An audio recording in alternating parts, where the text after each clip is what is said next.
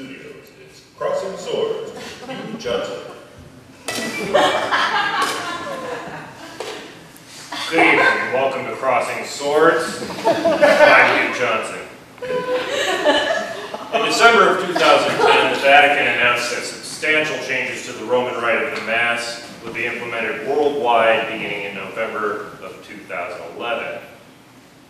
Here it is 6 months later, and most polls still show that the majority of Catholics have no idea what in the sweet Viking Valhalla is going on.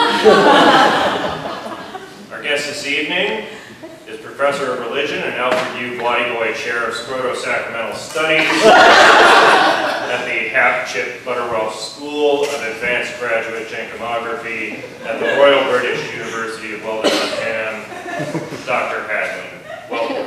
Thank you so much for having me this evening. It's really a fantastic to be here. Everyone's been simply wonderful from the moment I walked off the plane. I can't say that I could imagine a more warm welcome to the United States. Doctor, what the hell is going on here? Well, as I'm sure your audience is aware, there have been substantial changes to the sacramental liturgy of Mass since the early 1970s, the conclusion of the Second Vatican Council, more commonly known as Vatican II, at which time it was decreed that the Mass, which had been celebrated according to the Latin liturgy since the 1570s, would be celebrated in the vernacular language of the country in which the missal celebration was in fact taking place. Naturally enough, there was some controversy surrounding the decision once it was handed down, but this was a change in by and large the Church had been calling for quite some time. And naturally enough, due to that fact, it was widely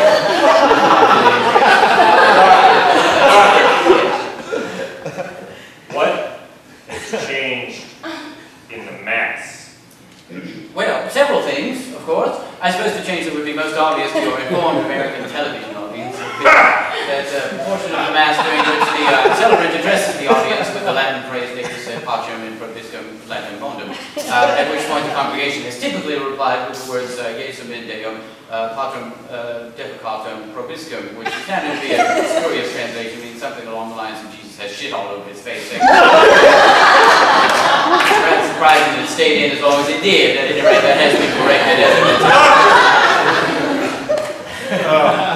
I'm sure that's all very interesting, and your priggish erudition is indeed impressive. However, there is just one question on the minds of the majority of Catholics in America who still view themselves among the faithful in these increasingly secular times. Oh boy.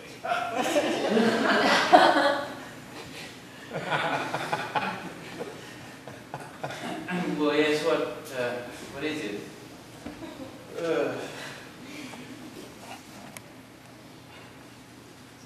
Will the cracker still turn to Jesus in my stomach when I eat it?